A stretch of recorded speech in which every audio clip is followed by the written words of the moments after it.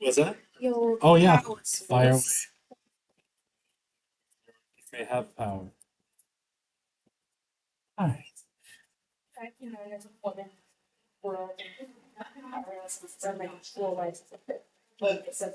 Your locus, your external locus of control. All right. All righty. Let's fire away here. I don't know. Is my microphone too close to my face? That happens sometimes. All right. Oh, how are we doing here? Okay. So, be good. All right. So I want to talk about a couple things today. I finally, because I'm terrible at my job, finished marking that second midterm for everybody. So, if you are needing to kind of take a look at it, I think all my time slots for this week are full. But look at next week, and you can come on in and take a look at your exam if you want. We can go over it together and all of that fun stuff. The average was a little bit over 80, so pretty good. I think pretty standard for a third year SOC class. Okay, so no comments on my pokiness. I did my best, even though my best was pretty bad. So we were talking last time about things. What was I talking about? Okay, we were talking about Haidt's book, The Anxious Generation, and talking about, kind of the negative trends that he sees in kind of mental health scores. So we ended off here, and in particular, we were talking about two kind of categories he wants to give us. One is our play-based childhood, right, which he thinks is what people typically had until very, very recently, where you go out and experience things in the world in a relatively low risk environment. You play sports, you play with friends, you roam around the neighborhood, and all of this stuff.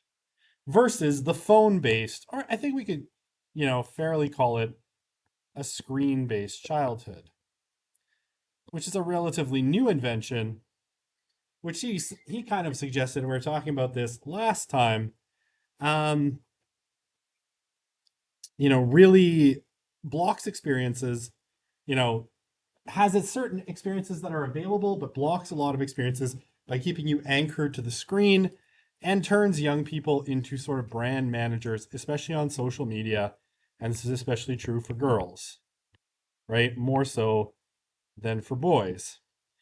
And again, we see this sharp decline in time spent with friends, for both boys and girls. Um, Starting kind of when smartphones become ubiquitous around 2010, 2012. And then I wanted to actually, because I kind of rushed through this because I was running out of time, this last kind of block of points here.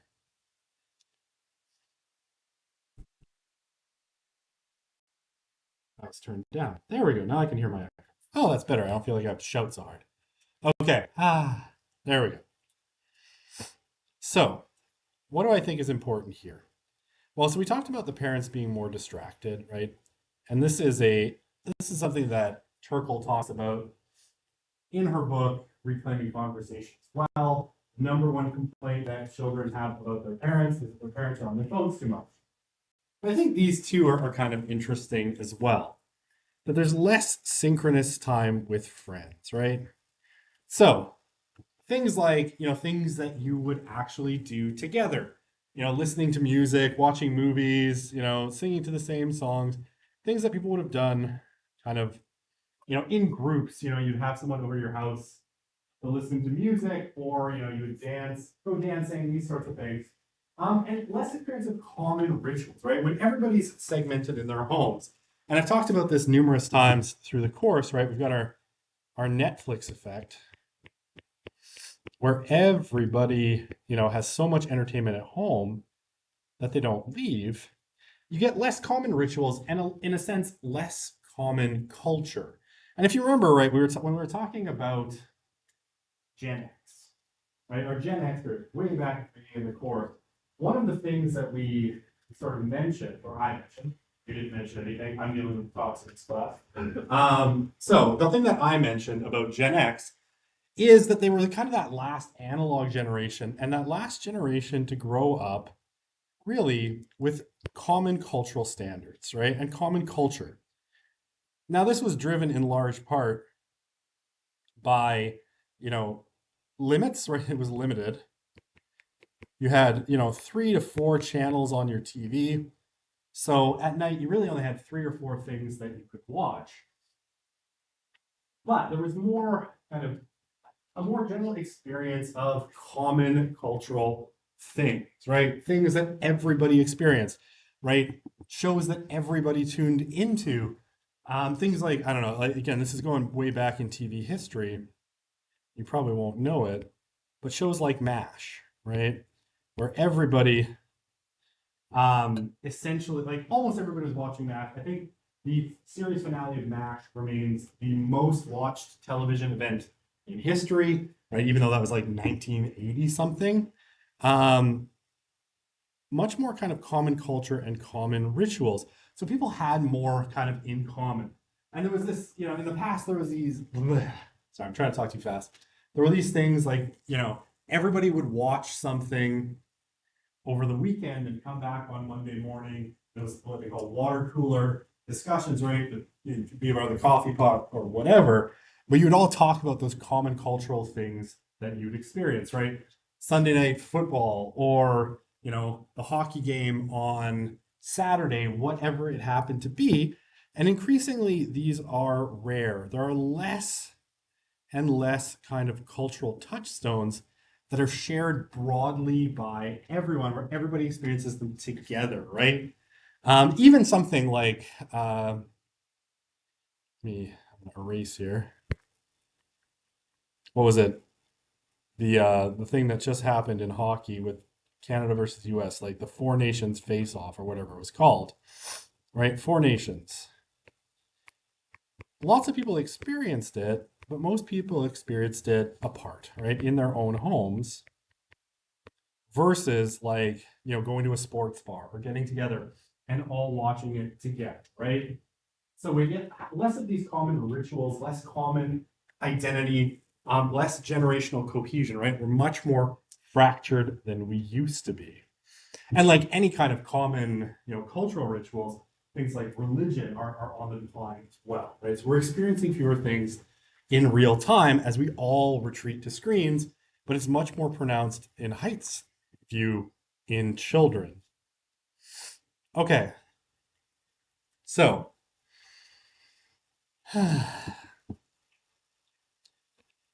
what are humans all about, right? This is a kind of question that Haidt wants to ask. So, in the book, Haidt turns to a particular body of research to kind of talk about natural human inclinations, right? And here we drift into the realm of social psychology, which isn't always super popular, but I would even say this is biosocial psych. Oh, excuse me.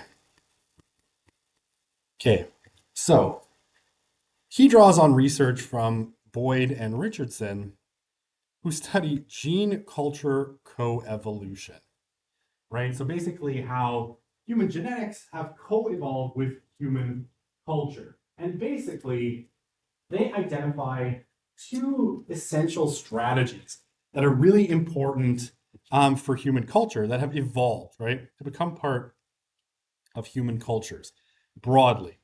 And they call this conformist bias and prestige bias. Okay, so conformist bias, really, really straightforward, right? We want to fit in. Human beings have a really, really strong desire to fit in with the group, so we do what others do, right? Okay. Now, it's important, right? This is deeply ingrained in human beings, partially because human beings are, as animals, we're not that impressive. We're really smart, but we don't have, great strength, teeth, claws, or anything like that. So our strength has always been that we work together in teams, and part of that is fitting in, right? We want to fit into the group. So we do what, we do what others do. Our desire to fit into the group is such that when you're excluded from a group, you almost immediately feel anxiety, right? Anxiety and stress. It's a biological impulse, that is really powerful. It's also where cyberbullying becomes really problematic because you can feel excluded all the time. Okay, so what Haidt says is that social media is constantly offering us these rapid fire doses, like a fire hose of what other people are doing, right? Of what everyone is doing. And it's, in a sense, too much information. Okay, the other one, though, is prestige bias. And we want, generally speaking, human beings want to associate themselves with the best models that they have available. And what Haidt will say is that social media kind of hijacks this bias through algorithmic placement, right? So things like likes, views, algorithmic placement tells us who's on top, who are the people we should admire. Okay, so when it comes to prestige bias, right?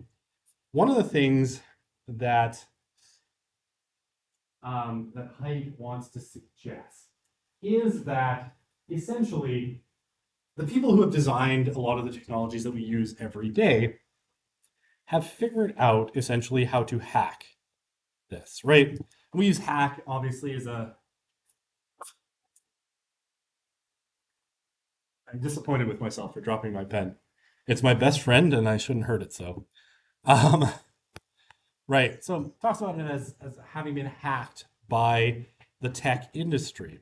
Basically, they've figured out how to exploit it. And when we get to talking about boys especially, talking about things like the video game industry, the degree to which, companies that make video games now have sort of figured out human psychology and designed systems to exploit it is really quite a thing. We'll talk about it, we'll talk about the unfortunate case of free-to-play games like Fortnite, wherein I will, tell you why I think Fortnite is evil. And if I was emperor, I would ban Epic Games and drive all of them before me before executing them. No, I probably wouldn't do that.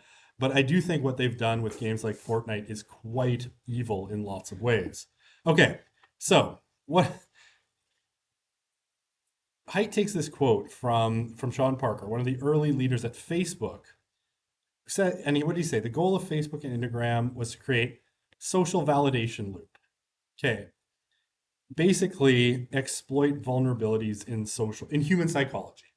Okay, so how did they do this? Okay, what he suggests is that basically all of these online social media platforms, right? And I think, though he doesn't say this, I think you can make an honest case that the term social media, right, is now actually kind of a misnomer. We call a lot of these platforms social media because in their initial iteration, right, Facebook was about connecting, right? It was about helping you find the people you went to elementary school with and see what's up in their lives and kind of keep in touch with people. That's what these platforms were initially meant to do. But as they got bigger, as that profit motive became more and more important, as they became more than what they initially were, they've morphed into something else, right? Which are really, in a lot of ways, engagement platforms, right? Platforms that are meant to keep you on the platform for as long as possible, while they serve you a series of ads so that they can make money. Okay, so now what Haidt says is the most critical period of social learning, right? When you are learning things about the world, is between 9 and 15 years old. Okay. And online, through these platforms, we see people in prestigious positions who are recognized as such. But because they're virtual, they can't mentor us. Okay, so what does he mean here? So in the past, right, what does prestige bias look like? We go back to this kind of definition. Maybe I should explain. Okay, I'm going to erase my doodles here, and I'm going to give you some new doodles, fresh doodles. Okay, so prestige bias. If we look at this in kind of human history, right, who are the people you would have wanted to be associated with, right? It was probably something like the best warrior, right? Or the best hunter in your tribe or your group, right? You're a kind of hero. You go back to Greek mythology. Who is being sort of, lauded in Greek mythology? It's Achilles, right? It's Odysseus. It's all of these, great warrior, great hunter, very wise people. You would have wanted to, associate yourself with these people, right? Because they were the best, right? Because they were the strongest. They were these great models. And it's sort of socially functional for human beings to do this, right? You associate yourself with the people that have a really strong prestige in your community. You try to emulate them. And maybe, you try to get them to mentor you, right? You try to attach yourself to this person.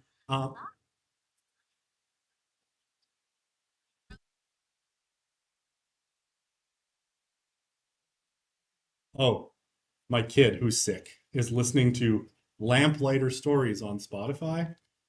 And apparently it started playing on my phone for no apparent reason, just right now. That's great. Not at all creepy. Okay, so what was I saying? Pickle, pickle. Try not to swear so much. It's Lent after all. Try to cut down on the saucy language during Lent. Um, okay, so yeah, you want to associate yourself with the best models. It's super functional from a social perspective, right? We want to associate with ourselves with the best, emulate those models, and that helps our communities in general. Where do we get this information today? Not from our communities, but from social media. Okay, so online, right? We are getting these signals about who is the best. This one, okay. Oh, a process question. I used to have a poll in here. I think I took it out. That's okay.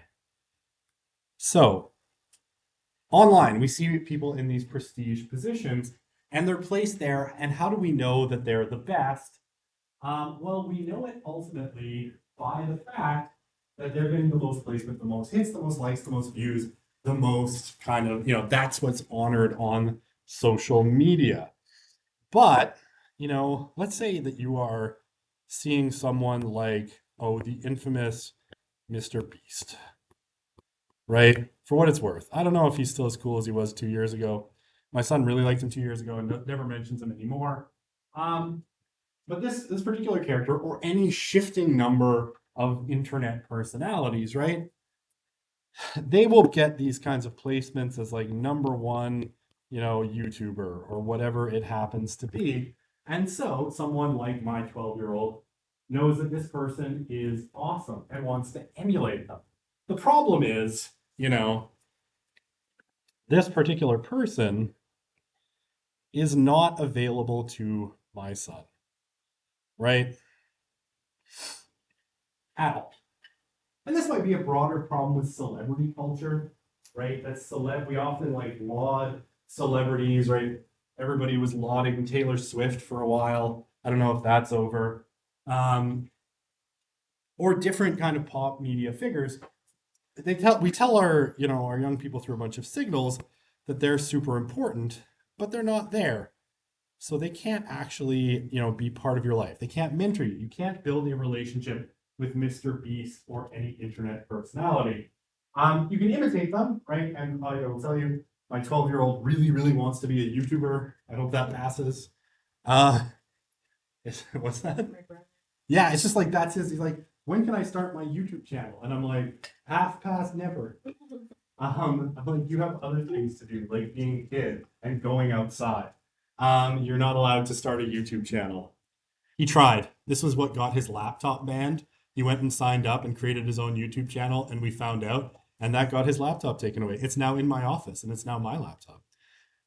Anyway, so what Haidt says is that identity, selfhood, emotions, and relationships are all different when they develop online rather than in person. And this is, sorry, the big problem. No, stop it. I need to clear my slide. The big problem, right, with online is we've moved so much experience to online. And again, remember, again, I'll make another connection. Remember what we talked about, when we're talking about religion, the number of caring adults that were in the lives of those most devoted young people was 8.4.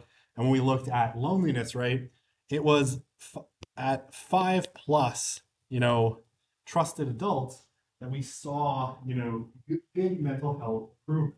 So when we move these kinds of relationships online, right, and we take people out of real communities and dump them onto a screen, they don't have the chance to form these kinds of attachments, right?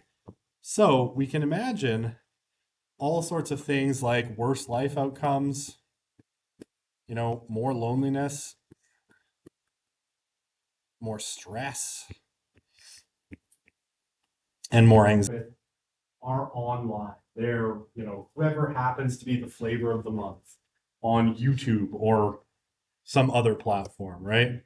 If you want to come see your exam, do you just email me or is there a different way to book a time? Yeah, so if you go on the course page on Canvas, there's a link at the top that says appointment booking. You click on it, you choose a time, you go from there. That's how it works. Okay. So, hot. All right. Other kinds of things that Haidt talks about in terms of human nature. So, according to Haidt, humans evolved in periods that had these varying periods of abundance and scarcity, right? Go back to like our hunter-gatherer sort of evolutionary roots. There's times where there's lots of food. There's times where there's not a lot of food, right? In the summer, food aplenty. In the winter, not so much food. Droughts, not much food. During, good times, lots of food, right? So humans have developed these kinds of switching modes of interacting with the environment. Oh, sneezy time. Okay, I'm good. So we've developed psychological adaptations.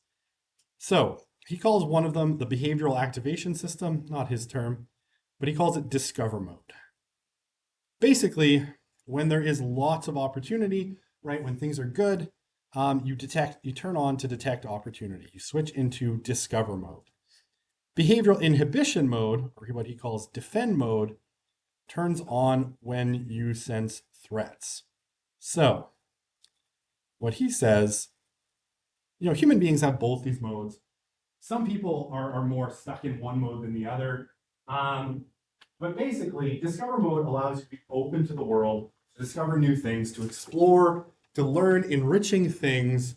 And people who are in discover mode tend to be, happier, more sociable, and more eager for new experience. Those constantly in defend mode are anxious and defensive. Okay, so he's got these two modes. What he suggests is we've sort of, maybe I'll go back one slide. What he suggests is that online sort of keeps us a lot in defend mode, right? For lots of reasons, it hits us with this fire hose of social information, often sort of convinces us that there are a lot of threats going on, constant threats to our well-being. that leave us kind of in defend mode. Okay. So, what he says is that generally speaking, kids are anti-fragile, right? You might call them resilient. I presented this to my wife. She says, does he mean resilient? I didn't present her this PowerPoint of but I talked to her about these ideas and I was saying, anti-fragility. She's like, is that just resilience? I'm like, okay, sure, whatever. You might call it resilient. But what Haidt says is most of the time, kids are anti-fragile, right? Or resilient, which means they basically respond well to most of life's shocks, right? They're able to move past most things. And what he says is they actually need risk to grow, right? That play-based childhood with a little bit of risk offers chances to hurt yourself, to learn how to navigate your environment, to break your arm a couple times, and to essentially like move past it, like learn your limits, right? Get into fights, get punched in the nose. It all kind of contributes to learning your limits, right? Now, what he says is that much of the risk, for lots of reasons, was stripped out in the 1990s. And this is a picture of a playground today. And like among the features of today's playgrounds is it's basically impossible to hurt yourself on them, right? They are so caged in and protected. And one of the things that Haidt says is they're kind of boring, right? And I can attest to this, right? Like kids have, because I've had kids and I have still a little one, kids find these kind of parks fun until they turn about 7. At which point they get really boring because there's no risk, there's no fun, there's no moving fast, right? There's just kind of these really boring play structures where you have to work really hard to do something dangerous. And this he kind of links to a shift in parenting that happened in the 1990s.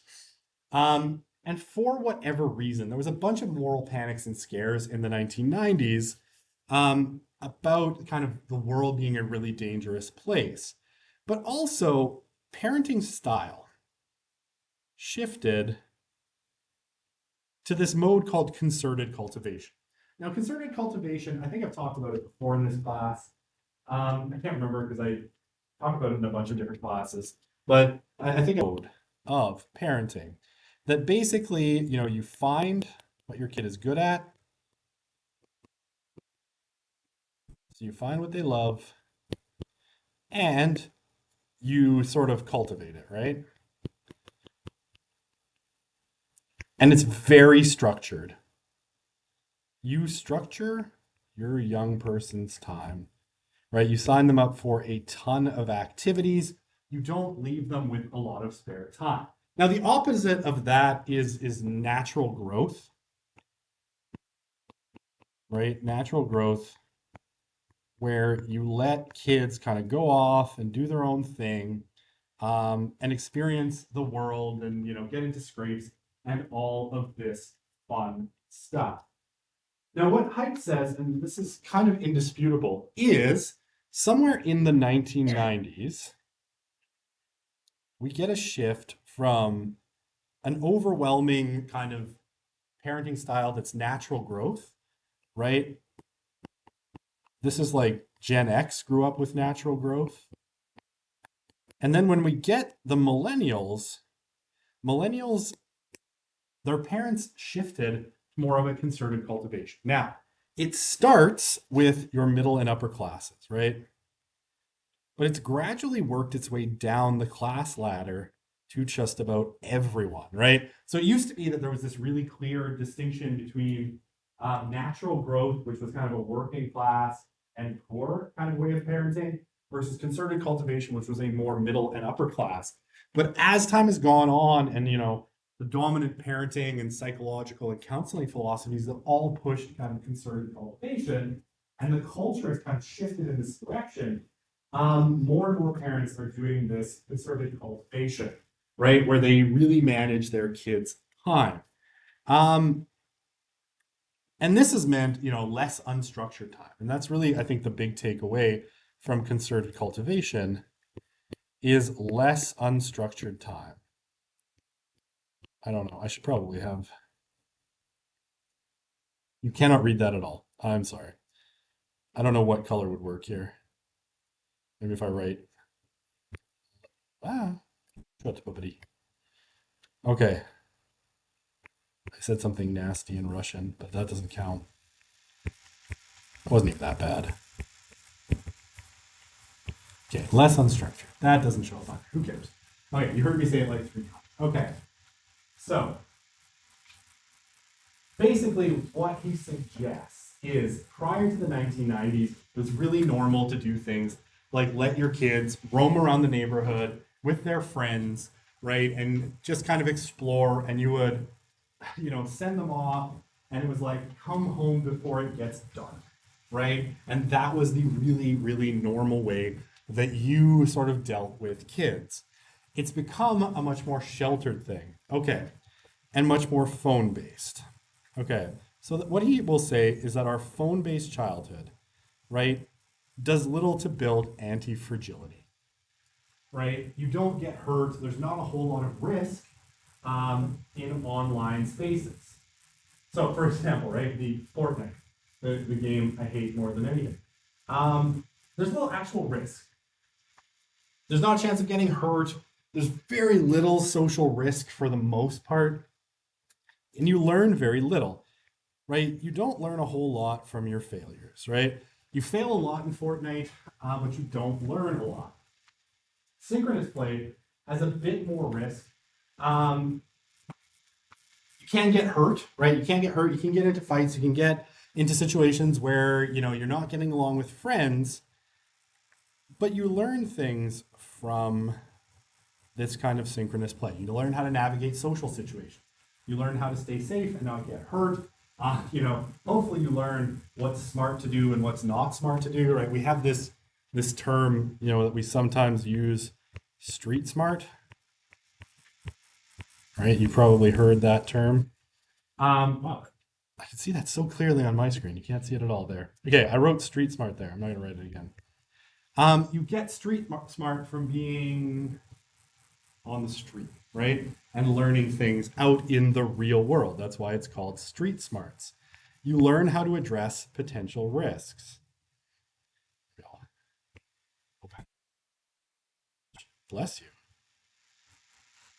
Okay. All right. I don't know. So now compare that to on screen, right? So you learn relatively little from your failures according to height, but you can have major downsides, right? There can be major downsides, especially if you post something and it comes back and it can be, someone can screen grab it and it can haunt you for years. Okay, so according to height, and here's, seems like a really minor point, but I will expound on it at great length. No, maybe not at great length. I'm threatening you there. What does this mean, right? According to height, we offer too much in-person protection and too little virtual. What's ended up happening, right, is we've created playgrounds like this. And we've gotten this kind of sense that we can't send our kids outside, right? That the world is dangerous. And I remember this, growing up as well, because I grew up kind of on the edge of two eras.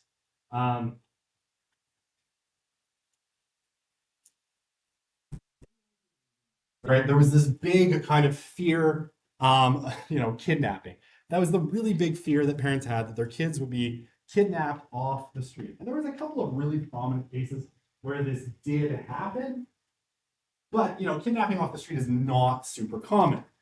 So, people had all sorts of things and they started to limit, outside playtime for their kids in major ways, right? This idea of just letting your kids go off with their friends around the neighborhood, come back, when you get hungry or when it gets dark, or check in with me every couple of hours, right? It used to be a pretty normal thing to do. And it became much less normal in the 1990s, right? As people had these huge social fears. So they put in really strong in-person protections, right? Keeping kids at home, keeping them, always supervised, building playgrounds that looks like this, that are kind of designed so there's no risk. I could say playgrounds used to be way more fun. I remember the one I had at my elementary school. It was all made of wood. And there was this one bridge that you would like ram against the posts over time. And at one point, we had rammed it so many times that we'd gotten like the support pillar down to like this much. And we're like, are we trying to make this thing collapse on our heads? Probably, but it was super fun to do, right? And you could climb all over these things. I have a couple of scars from where I fell and like had gashing wounds on my head. But what did I learn to do? Don't do that shit. Right? Don't climb up on that part in the middle of winter when everything's slippery. That's really stupid. Like dad took me to the ER a lot. I had a propensity for getting badly injured. That's okay. So we created a whole world to keep everybody safe. My favorite one of these, by the way, now is I think there's bylaws in a lot of places that when you go sledding, you have to wear a helmet, right? Which I think is the dumbest thing of all. It's like, yes, let's take the fun out of literally everything. And people have been like, there's been like in Toronto, I know there's been like sledding hills shut down because people weren't wearing helmets and people issued fines and stuff. And it's like, okay, seriously, right? We've created all these in-person protections, which has pushed people to stay home a lot more. But what's happened is we have, very little in the way of virtual protection. We let our kids wander in the electronic world quite a bit, right? With very little supervision, right? A lot of anyway, I could just rant about other parents.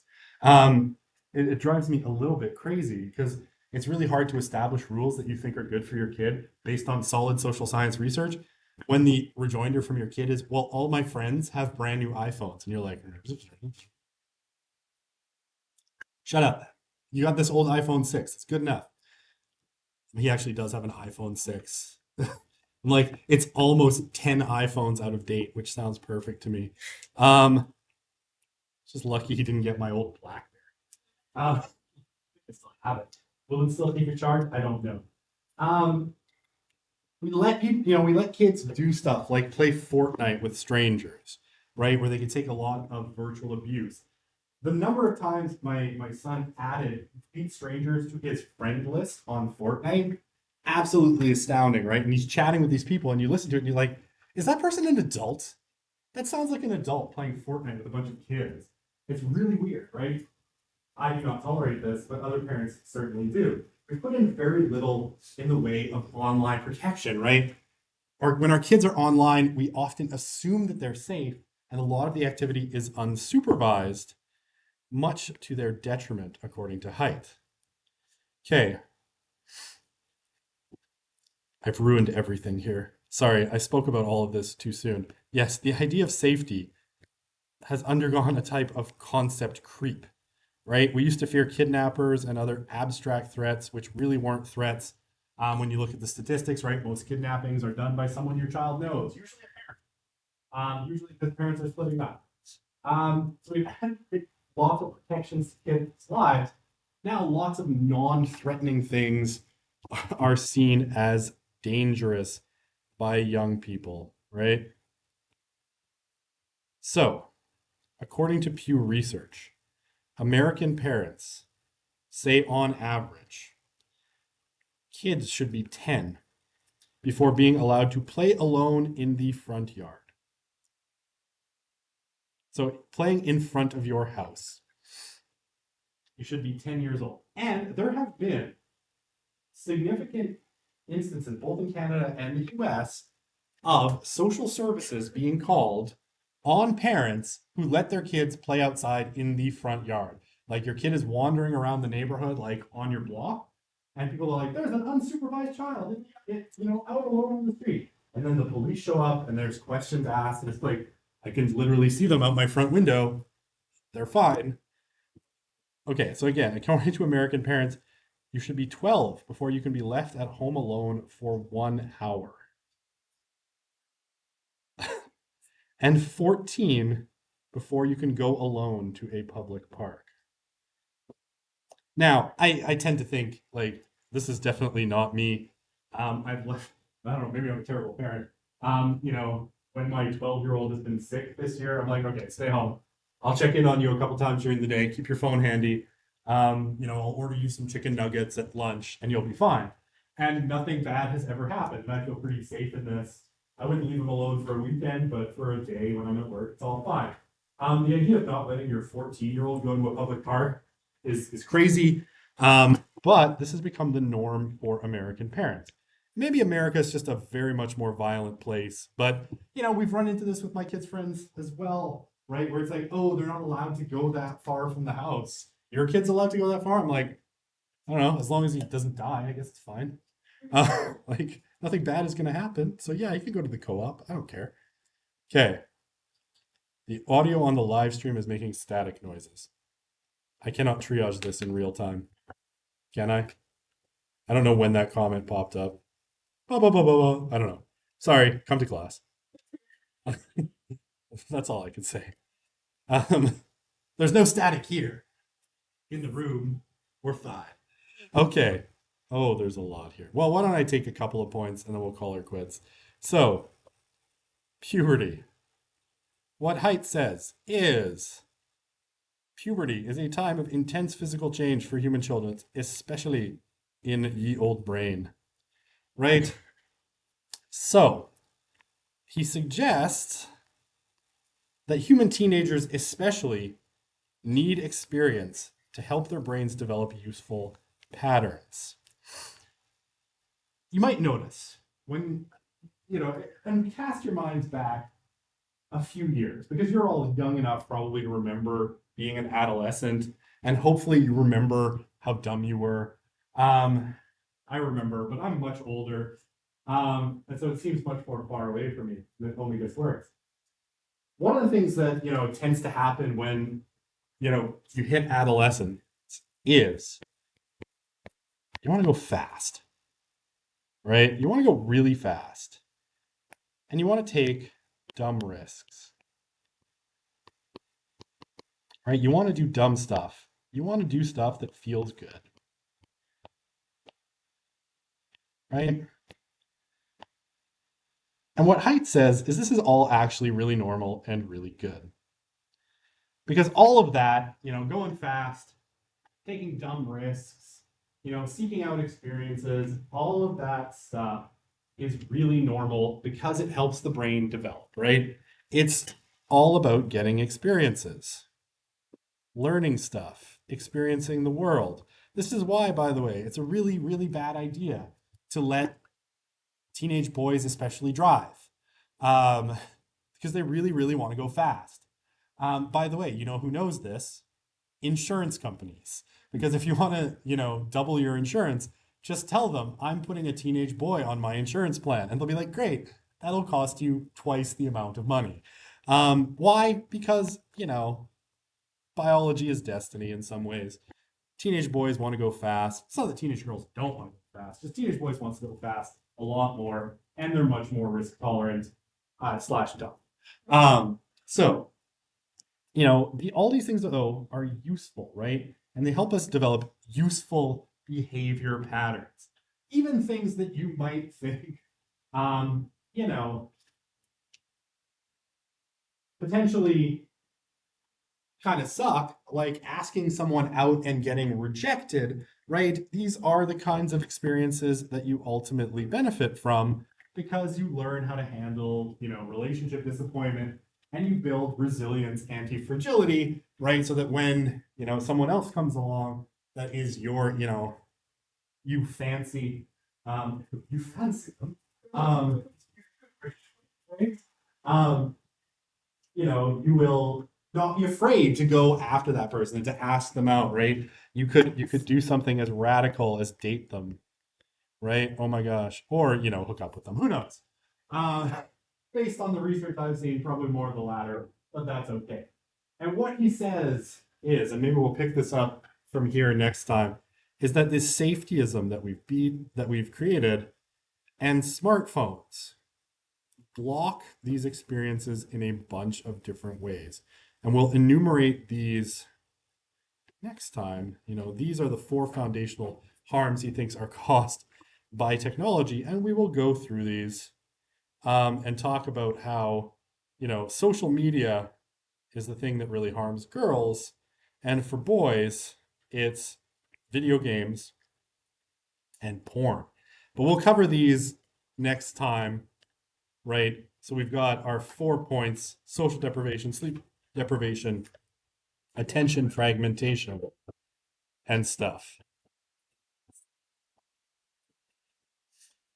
Oh, could getting rejected go both ways? Like now you're less inclined to ask someone out again.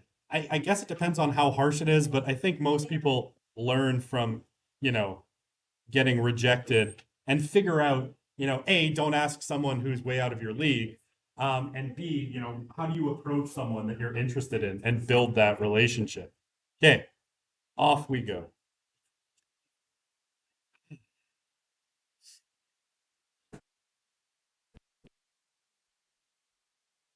You as well.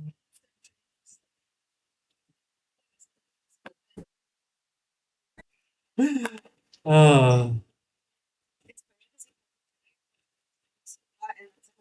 Well, it's like a big issue. And I was like, genuinely like the torment of puberty mixes just life right now. But and it's just like we're like started a YouTube account and the